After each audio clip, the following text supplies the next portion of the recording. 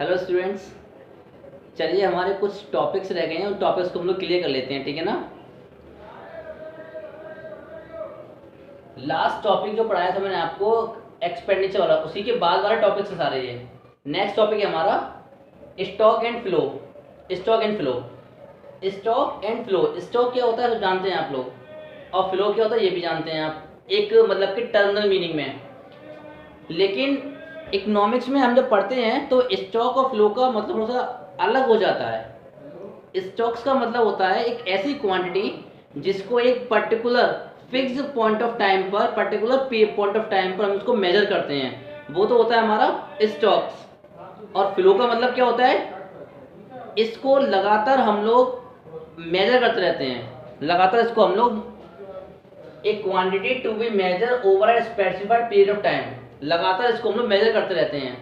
जैसे कि जिस चीज़ में चेंजेस लगातार होते हैं वो तो हमारा हो जाता है फ्लो, और जिस चीज़ में चेंजेस हम लोग मेजर करते हैं कुछ टाइम पीरियड में, वो होता है हमारा स्टॉक। तो लिखा हुआ ऊपर लिखा हुआ है, a stock is a quantity to be measured at a particular point of time. और फ्लो में a quantity to be measured over a specified period of time. The basic difference is here, this is measured at a particular point of time and this is measured specified over a specified period of time. Let's take some examples. Suppose capital हमारा stock है। क्यों capital हमारा stock इसलिए है क्योंकि whatever investment is being done by the producer in the industry, that is fixed for a longer period.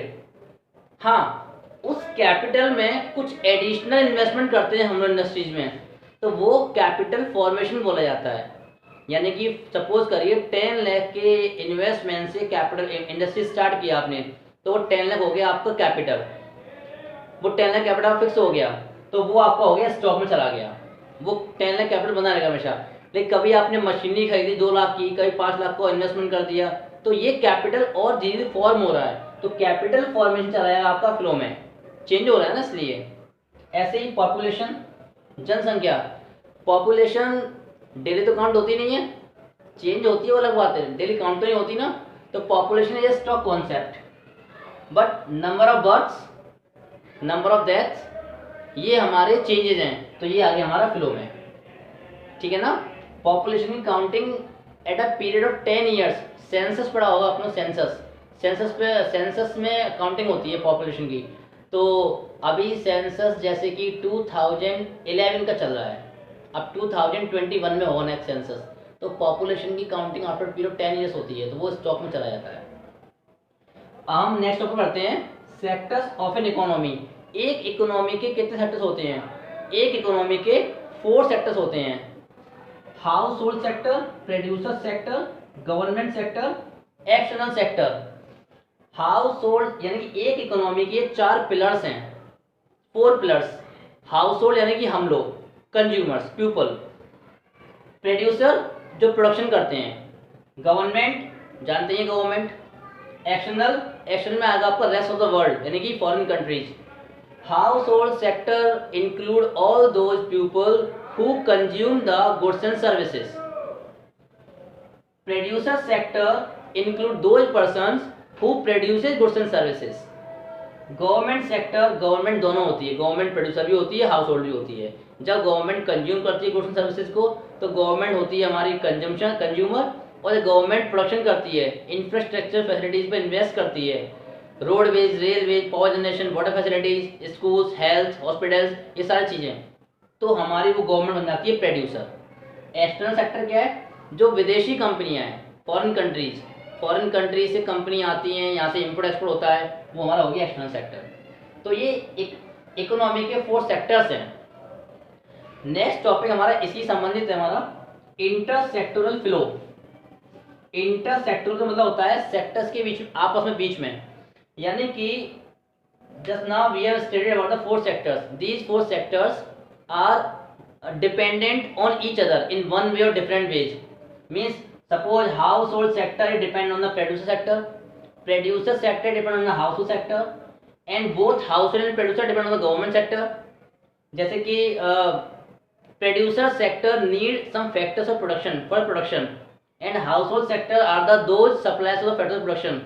House hold sectors वो suppliers होते हैं, जैसे कि फैक्टर्स ऑफ प्रोडक्शन। हमारे प्रोड्यूसर के पास क्या क्या चाहिए, land, labour, capital, entrepreneur.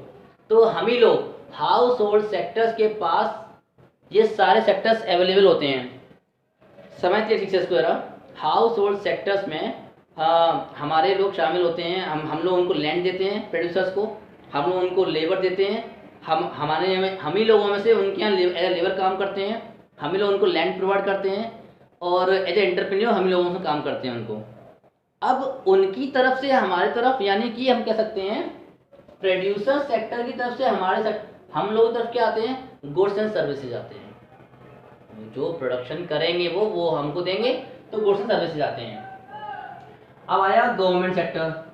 House hold sector, producer sector की जो इनकम होती है, इनकम का एक पार्ट गवर्नमेंट को पे करेंगे in the form of tax. तो गवर्नमेंट हमारे द्वारा प्रोड्यूस किए गुड्स एंड सर्विसेज यूज भी करती है, हम लोगों से टैक्सेस भी रिसीव करती है, और हम लोगों को फैसिलिटीज भी प्रोवाइड करती है। तो ये हम क्या पढ़ रहे हैं, हम लोग अभी ये चीज़ पढ़ रहे हैं कि ये सारे सेक्टर्स एक दूसरे पर डिपेंड हैं। हम लोग एक दूसरे पर डिपेंड हैं, इसी को बोला जाता है इंटरसेक्टोरल इंटरडिपेंडेंस। इंटरसेक्टोरल इंटरडिपेंडेंस बोला जाता है। और जब एक सेक्टर दूसरे सेक्टर पर डिपेंड होता है, तो इसी डिपेंडेंसी के चलते हम लोगों में कुछ लेन देन होता है, ट्रांजैक्शंस होती हैं। जैसे कि हम लोगों ने प्रोड्यूसर से गुड्स लिए, बदले में पेमेंट किया, उन्होंने हमारे यहाँ से लेबर लिए, लैंड लिया, बदले में उन्होंने फैक्टर पेमेंट किया हम लोगों को, wages, interest, rent, these things. तो ये क्या हो रहा है, ये लेन देन हो रहा है। ये सेक्टर्स के बीच में आपस में जो भी ट्रांजैक्शंस होती हैं, जो फ्लो होता है गुड्स एंड सर्विसेज और मनी का, उसको बोलते हैं फ्लो को इंटरसेक्टोरल फ्लो। उसको क्या बोलते हैं हम लोग, इंटरसेक्टोरल फ्लो बोलते हैं हम लोग। Flow of goods and services and money among all sectors is known as the intersectoral flow. Clear, easy topic है। हम आगे बढ़ते हैं। नेक्स्ट टॉपिक है आपका रियल फ्लो और मनी फ्लो। रियल फ्लो और मनी फ्लो। रियल फ्लो क्या होता है, रियल फ्लो और मनी फ्लो का संबंध है हाउस होल्ड और प्रोड्यूसर सेक्टर से। यानी कि हाउस होल्ड और प्रोड्यूसर सेक्टर में जो गुड्स एंड सर्विसेज का ट्रांजेक्शन हो रही है, लेन देन हो रहा है, उसको बोलते हैं हम रियल फ्लो। जैसे कि हमारी तरफ से सर्विसेज गई, लेबर, लैंड, कैपिटल प्रोड्यूसर के पास, और प्रोड्यूसर की तरफ से आए हमारे पास, हाउस होल्ड की तरफ आए गुड्स एंड सर्विसेज। तो ये हो गया हमारा रियल फ्लो। अब हाउस होल्ड और प्रोड्यूसर के सेक्टर के बीच में जब मनी का लेन देन होता है, उन्होंने, प्रोड्यूसर ने हाउस होल्ड को रेंट, वेजेज, इंटरेस्ट, प्रॉफिट पे किया, और हम लोगों ने उनके गुड्स एंड सर्विसेज के बदले में पेमेंट भी दिया उनको। पेमेंट करते नहीं करते हैं आप लोग पेमेंट गुड्स एंड सर्विसेज के लिए। तो इन दोनों के बीच में, हाउस होल्ड और प्रोड्यूसर के बीच में जो मनी का लेन देन होता है, उसको बोलते हैं money flow. Flow of goods and services among household and producer sector is known as the real flow, and flow of money among these both sectors is known as the money flow. ये topic clear हो गया। अब इस chapter का last topic, circular flow of money. Circular flow of money क्या है, अभी मैंने आपको ये इंटरसेक्टोरल फ्लो बताया था। House hold sector producer sector पे डिपेंड है, प्रोड्यूसर सेक्टर हाउस होल्ड पे डिपेंड है, हम लोगों का लिंक है गवर्नमेंट सेक्टर से। तो कहने का मतलब ये है, ये जो मनी है, मनी इन्हीं सेक्टर्स में सर्कुलेट होता है।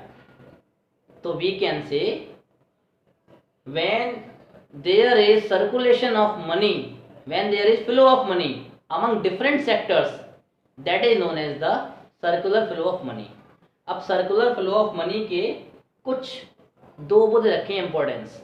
फर्स्ट इंपॉर्टेंस है नॉलेज ऑफ इंटरसेक्टोरल इंटरडिपेंडेंस, यानी कि इंटरसेक्टोरल इंटरडिपेंडेंस हमें पता चलती है when we go through the study of circular flow of money, then we come to know about the intersectoral interdependence.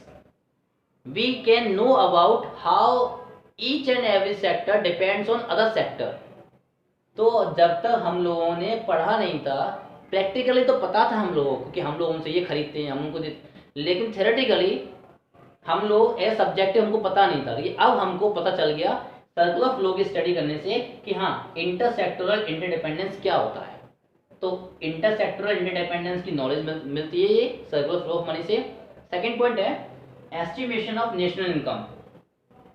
जैसे कि हम लोग अभी बहुत देर से बात कर रहे हैं इनकम की, इससे उसकी इनकम हुई, इससे उसकी इनकम हुई, गवर्नमेंट की इनकम हम लोगों से हुई, हमारी इनकम प्रोड्यूसर से हुई, प्रोड्यूसर की इनकम हमसे हुई, हाउस होल्ड से। तो इससे क्या हुआ, फैक्टर्स इनकम निकल के आ गई, हम लोगों को अंदाजा हो गया फैक्टर इनकम का। तो वही चीज़ है इसमें कि नेशनल इनकम क्या होती है, national income is the sum of all factor incomes earned by the normal residents of a country during an accounting year. तो नेशनल इनकम का एक अंदाजा अनुमान लगा लेते हैं हम लोग, यानी कि when we are going through the study of circular flow of money और circular flow of income, we can estimate about the national income. तो नेशनल इनकम का भी एस्टिमेशन से हो पाता है। That's all about chapter first. अब आपके कोई डाउट्स हो तो मुझे पूछ लेना पर्सनली, ठीक है ना। चलिए, see you in the next video.